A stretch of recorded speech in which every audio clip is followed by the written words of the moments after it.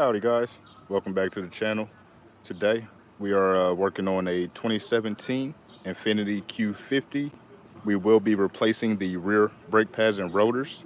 It's got some metal to metal going on in the passenger rear. Driver rear is not too far behind it, so we're going to go ahead and swap those out today. Before we get started on that, we've got a new gift over here from our guys over at SUZUME Tools. We got our 3-piece torque wrench set. We will be busting out today. It's got a 1/2 inch, 3/8, and a 1/4 inch, and it has all the extensions that go with it. I haven't opened it yet. 72 teeth, perfect. So I'm not sure how they operate or how they work yet, but we're gonna use these to torque everything down today. So we'll be trying these out together, and I will keep you guys posted on how they do over time, because I will be using these a lot over the next couple months. They last and are not good, just good for a one-time use. Let's go ahead and bust these open, check out how they look. Ooh, those are nice. Those are actually nicer than I expected. It's heavy. Yeah, that's heavy. That's actually way nicer than I expected them to be. Grab that before it blows away. Yeah, these are way nicer than I expected them to be. So this one goes 10 to 170 foot-pounds. Your 3/8 is 5 to 45 foot-pounds, and our 1/4 inch is 20 to 220 inch-pounds. There we go, we'll zoom in on that. There's that. God, the wind is really winding today. Set something on top of that. There we go. And it comes with instructions. Looks like they have a 5-piece set according to this. Yeah, it looks like they have a 5-piece set. They only sent me the 3-piece set. Whew. Yeah, that's actually quite heavy. It feels sturdy, it feels strong. Doesn't feel cheap at all. I'm actually curious how long these are going to hold up, because I go through a lot of tools. The current torque wrench I have is from Harbor Freight, but I just swap it out every time it breaks on me because it has a lifetime warranty. Now that is nice and sturdy, nice and heavy. All right. So once we get everything torn down and we're ready to put everything back together, we'll get to check these bad boys out.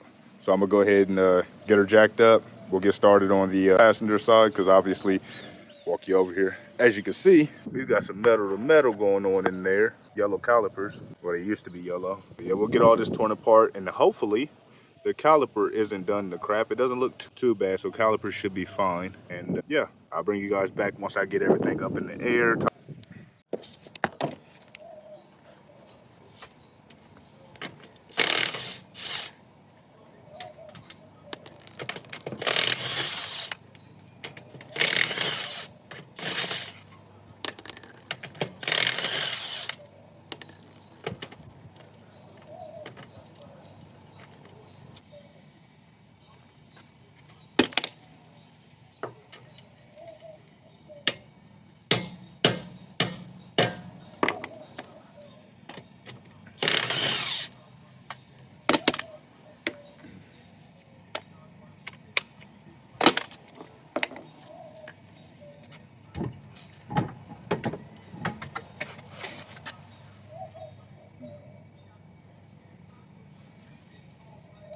The hub here, hub of the rim, kind of dirty, nasty.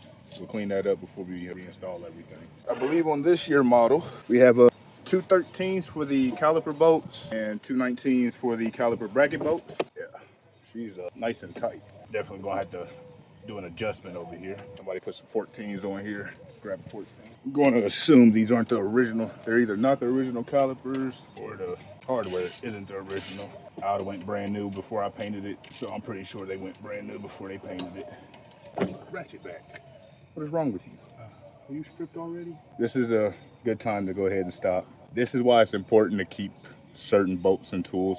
I know every mechanic has that go-to drawer that has random shit in there, just bolts and nuts and screws and zip ties and all kind of stuff. I really hope I have something that fits that I can go back on here with, because I really don't want to put that back on, and I don't want to go to the store. How bad is it? Oh, don't that suck? That's gonna hurt some fucking morning.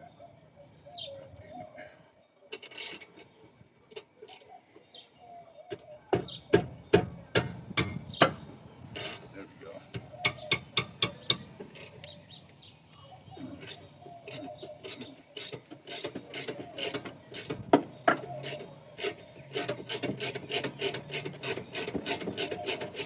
That's one out. Get that back and make sure she's nice and loose a little bit before you try to, come on, come back up there. A bit more. press that caliper on back. There we go. If you're good like me, you can get it almost all the way back. Now, we gotta get this out.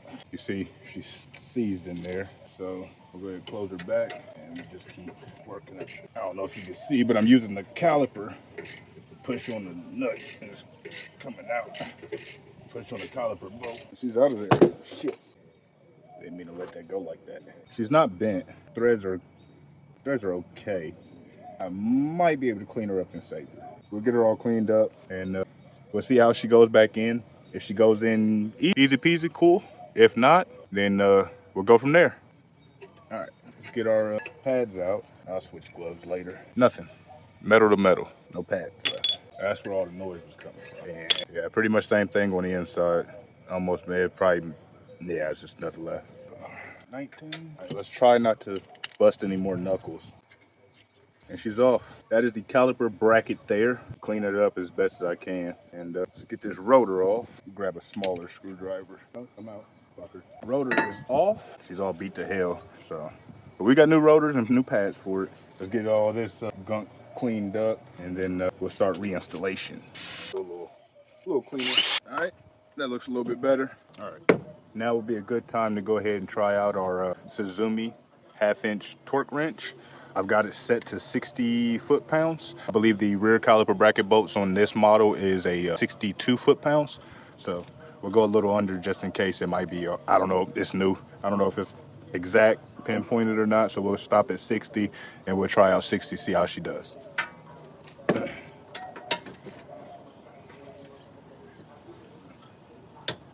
Okay.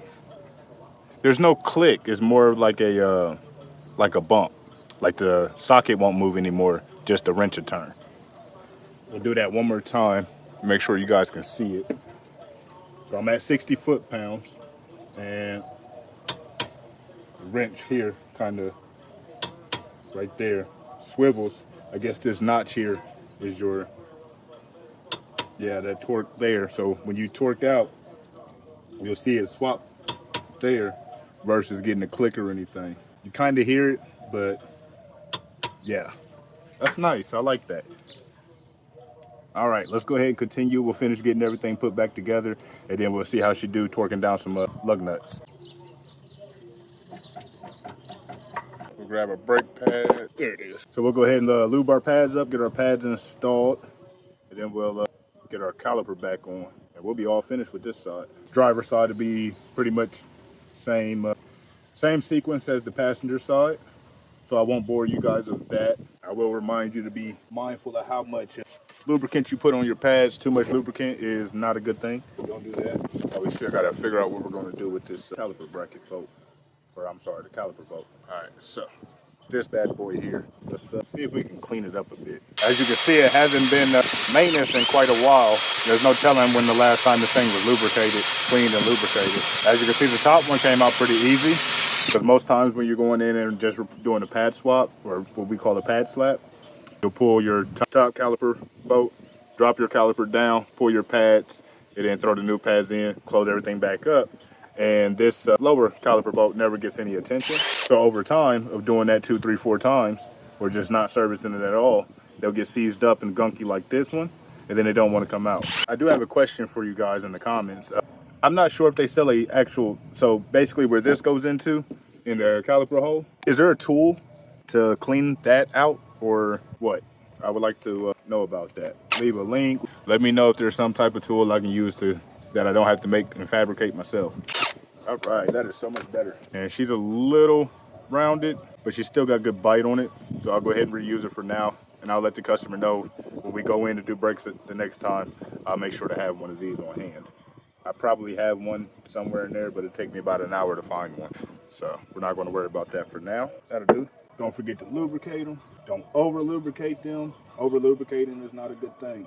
It's not going to help them do any better. Right, there we go. Show the caliper some love. There, she definitely hasn't been, honestly. Something like this, I wouldn't recommend a replacement. You could easily recommend a replacement, or you could take it apart, clean it up. I would guess that would be kind of something you would be customer based, depending on who you're dealing with. Get some of that big gunk off. Careful around the brake hose. You don't want to hit that, pop a pinhole in it or something. So just be careful cleaning up around your brake hose. Now, no, personally, you don't have to do everything I'm doing.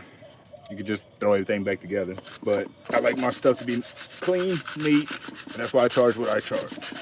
You're not just getting a simple pad slapping from me. I don't do just pad slaps. I might do it for somebody I'm trying to help out in a pinch. But if I'm selling you a service, I'm not selling you a pad slap service. That's why my price reflects my work. Do that there. And where'd I put that? Push that back a little bit more. There we go. All right, this side is all done. I'm gonna go back in. My screwdriver, just kind of bend that bracket up just a little bit. There we go. There we are. There we go. All right. That is how you replace rear brake pads and rotors on a 2017 Infiniti Q50. Wasn't too complicated, just had a stubborn bolt on me. So we'll do a quick recap. You got two 14s on this model, or on this particular one. I think some models are 13, some are 14s rear, or 9/16 will work as well. That is your two caliper bolts. Your two caliper bracket bolts are 19 millimeters. And then, yeah, if your rotor gets stuck, because I think my camera cut off when I was doing that. If your rotor seems seized or don't want to come off, just loosen up the parking brake. That way your rotor comes off free. Just remember to do your adjustment back when you go to put everything back together. You don't want it overly tight, but you don't want it overly loose. Outside of that, we are all finished with this side. I'm going to go shoot onto the driver's side, get that all done, taken care of, and then I'll bring you guys back for the torquing sequence on the tires. All right, we are all finished with the rear brake pads and rotors on this 2017 Infiniti Q50. I've got my torque wrench set up here. Again, big shout out to SUZUME tools. They sent me over this 3-piece torque wrench set. That there is the 1/2-inch torque wrench there. I've got it set to 80 foot-pounds, and we're going to go ahead and torque these tires down. Again, it doesn't really have much of a click, so you'll press down, and you'll see here is where it torques at. A little bit of a click, more of a bump than a click there. All right. That's all torqued down, and like I said, she's nice and sturdy, nice and heavy. So yeah, hopefully I get to use these a lot more over the next few months or so. I'll keep you guys updated on how long they last and how they do over time. As you can see, she's already got a chip in her there. I'm pretty rough on tools, so. But again, she is beautiful, and that is the set. There we go. That's the set there, and yeah, big shout out to SUZUME for sending me their kit. We'll go ahead and torque down the other side, and we'll call it a day. Thank you guys for watching how to replace your rear brake pads and rotors on a 2017 Infiniti Q50. Don't forget to like, share, and subscribe to the channel if you learned anything today.